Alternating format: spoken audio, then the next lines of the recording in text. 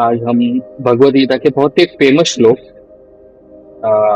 Chapter number 2 के श्लोक number 47 आपने हर जगह सुनना ही होगा। मूवी में इधर उधर सब जगह यही श्लोक बोला जाता है।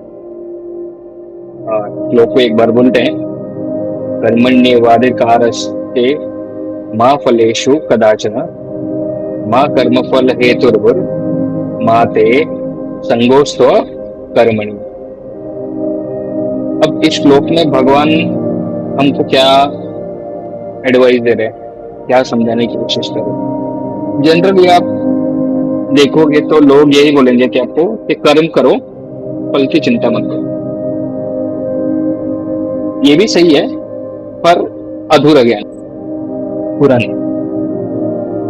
क्योंकि जब आप बोलोगे कि कर्म करो फल की चिंता मत करो, तो आपको उसके पीछे का रीजन क्या है, भगवान ने क्या बोलने की कोशिश, क्यों ऐसे बोला, तो ये हमको आज समझना।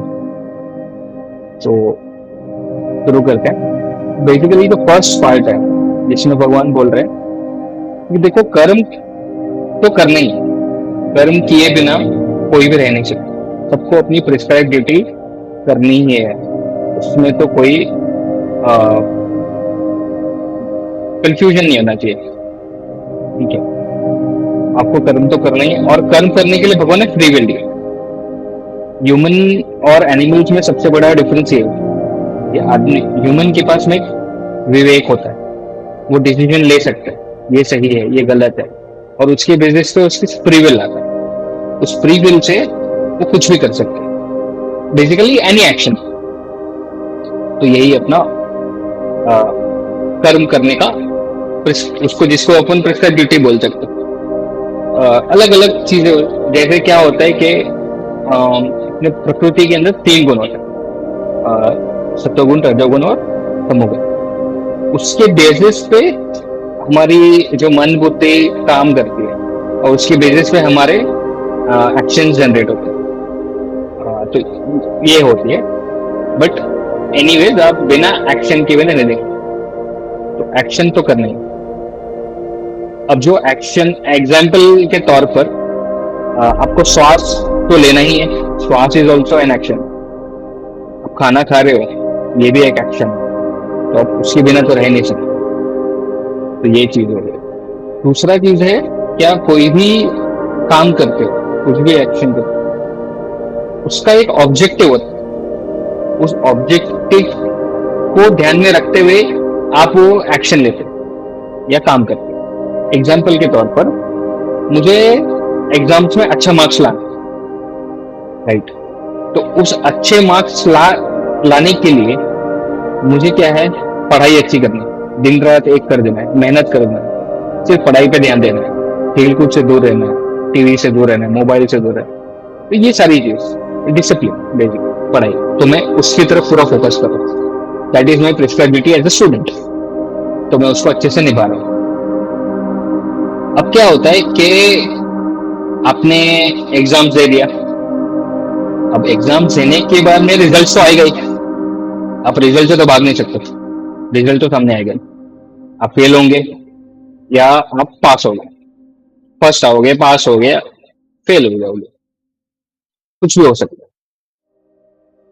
पर क्या है, यहाँ पर भगवान यहाँ बता रहे कि आप अपना ड्यूटी कीजिए, आप अपना काम कर दीजिए, एग्जाम दे दीजिए, तो don't worry about the results. Results जो भी आएगा आएगा, पर ये नहीं होना चाहिए कि आपने कुछ काम ही नहीं किया। जैसे कि एग्जाम्स तो देना है पर मैंने पढ़ाई की ही नहीं, फिर मैं बोलूंगा कि नहीं नहीं भगवान ने तो बोला था कि भाई रिजल्ट्स के बारे में फिक्र नहीं करना। नहीं, वैसे आपको काम तो करना ही है, आपको अपनी ड्यूटी तो निभानी है, वो डिसिप्लिन चाहिए ही। तो ये श्लोक वो भी बोलता है कि आप अकर्म, ये मतलब ने बिना काम किए नहीं रह सकते। आपको काम करना ही पड़े, आपको एक्शन लेना ही पड़े, और आपको डिसिप्लिन वे में लेना चाहिए। सबसे ज्यादा अगर एप्लीकेबल अगर देखें स्टूडेंट्स के लिए, सबसे इजी एग्जांपल, तो आपको एक्शन तो लेना ही है, आपको पढ़ाई करनी है। फिर पढ़ाई करने के बाद में आपने पूरा दिन रात एक कर दिया, आपने मेहनत कर दिया, सब कुछ कर दिया, फिर जो रिजल्ट आएगा, ठीक है, दैट्स ओके। वो आप उसको ये मत मान के चलिए कि आप उससे भोगता है, यू आर दी, आप उसको एंटाइटलमेंट की तरह मत लीजिए। आपने उसको एंटाइटलमेंट की तरह लिया तो आप अटैच हो जाए उस रिजल्ट से। मान लो एक बहुत ही ब्रिलियंट स्टूडेंट है, बहुत ही अच्छे से पढ़ाई किया, वो फर्स्ट आ गया, अच्छा रिजल्ट आया। अब अच्छा रिजल्ट में भी उसको ये घमंड नहीं होना चाहिए कि मेरी वजह से हो या मैंने इतना पढ़ाई किया। It is one of the factor, not the only factor. सिर्फ वही है रीजन जिसकी वजह से फर्स्ट है, ऐसा नहीं है। सो देर आर मल्टीपल रीजन्स, मतलब बहुत सारे अलग अलग रीजन्स होते हैं जिसकी वजह से एक रिजल्ट जनरेट होता है। तो आपको अगर एग्जाम्पल के तौर पर बोलूं तो देखिए, पहला तो एक आपका हार्डवर्क है, आपका एक्शन है। दूसरा चीज है आपका डेस्टिनी, प्रारब्ध, आपके पिछले जन्मों के जो भी कर्म आपने जो किए थे उसके बेसिस पे आपका रिजल्ट डिसाइड होता है। थर्ड चीज है भगवान का विल, यानी आप प्रकृति को गिन लीजिए। फिर उसमें कई बार होता है कि क्यूमुलेटिव बहुत सारे लोग भी इन्वॉल्व होते हैं, तो वो भी एक फैक्टर होता है। तो ऐसे बहुत सारे 7-8 फैक्टर्स होते हैं, तब जाके एक रिजल्ट जनरेट होता है। तो सिर्फ हमारे हार्डवर्क से या सिर्फ मेरे एक्शन से वो रिजल्ट हुआ है, ये मानना भी अज्ञान है, ये गलत है। ठीक है, इसलिए आपको एंटाइटलमेंट नहीं होना चाहिए उस रिजल्ट की तरफ। आपको भोक्ता नहीं बनना है, अटैचमेंट नहीं है, बस अटैचमेंट नहीं होनी, ये ध्यान रखना। दूसरा एडवांटेज क्या है कि देखिए, जब आप रिजल्ट की तरफ फोकस नहीं करते हो, मतलब आपका ऑब्जेक्टिव होना चाहिए कि मेरे को अच्छा करना है, मेरे को पॉजिटिव आना चाहिए। अब वो कोई भी रीजन से नहीं हुआ तो आपको हताश नहीं होना, ठीक है, या फिर आपको बहुत अच्छा आया तो आपको घमंड नहीं होना। ये दोनों चीजें, इसमें क्या होगा कि आप जब रिजल्ट्स की तरफ छोड़ दोगे तो आप प्रोसेस पे ध्यान दोगे, आप सिर्फ एक्शन पे ध्यान दोगे। अब जैसे एग्जांपल स्टूडेंट्स के लेते हैं, एक बच्चा जब पढ़ाई करता है, एग्जाम को टाइम है, तो पढ़ाई करते वक्त अगर उसने ख्याली पुलाव बना लिया, अरे मैं फर्स्ट आ गया, मैं पूरे इंडिया में फर्स्ट आया, मेरे न्यूज़पेपर में फोटो आ गई, मेरे को प्राइम मिनिस्टर से मिलने मिल गया, मतलब एक ख्याली पुलाव। अब उसकी वजह से क्या हुआ, रिजल्ट्स की तरफ अटैच हो गया पहले ही। अब उसकी वजह से क्या होता है, उसका पूरा डिस्टर्ब हो गया, वो डिस्टर्ब हो चुका है, वो अपनी ड्यूटी या अपना एक्शन से हट चुका है। अब फॉर श्योर वो गड़बड़ करेगा, तो ये चीज से हमको अवॉइड करनी है। तो जब आप रिजल्ट्स को छोड़ देते हो, अटैचमेंट हटा देते हो, तब आप देखना कि आप जो भी एक्शन लेते हो वो बहुत ही एफिशिएंट होता है, बहुत ही डिसिप्लिन में होगा और आपको बर्डन भी फील नहीं होगा। तो यही चीज भगवान ने इसमें बोलने की। दूसरा चीज है कि आप रिजल्ट, जो भी रिजल्ट आता है, अपने आप को उसका कर्ता मत मानो, अपने आप को उसका कारण मत मानो। आप अकेले कारण नहीं हो उसके, एक चीज याद रखना। पर उसका ये भी मतलब नहीं है कि आप गलत काम करो, ठीक है, तो आपको ये बहुत ध्यान रखना है।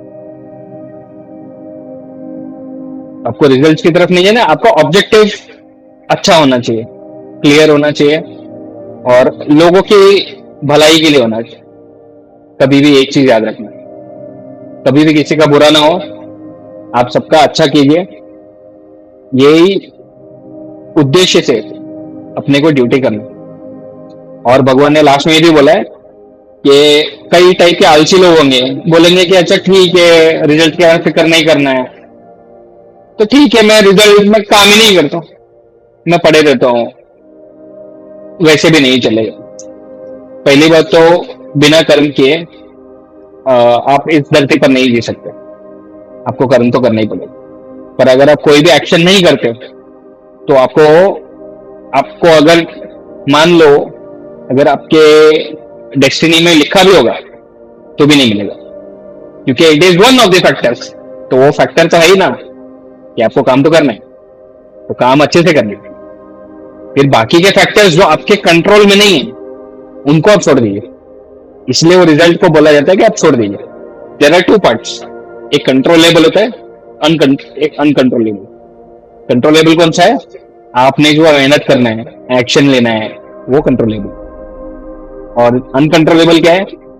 अदर फैक्टर्स, अपने पिछले जन्म का, या डेस्टिनी, या प्रकृति के नियम के हिसाब से, या फिर क्यूमुलेटिव डेस्टिनी, ये सारी चीज।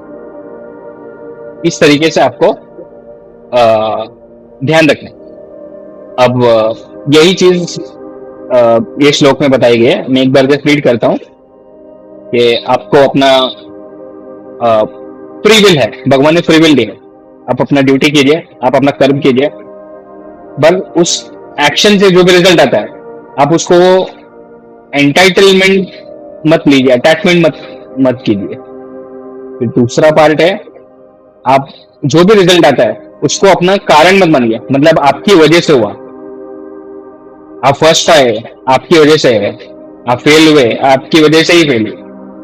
हाँ, अगर आपने कुछ किया ही नहीं, आपने पढ़ाई की ही नहीं, तो आप हो, एक कारण हो उसका, एक कारण हो, सब कारण नहीं हो सकता। पर आपको एक चीज याद रखना है, पर आपको अपना काम अच्छे से करना है।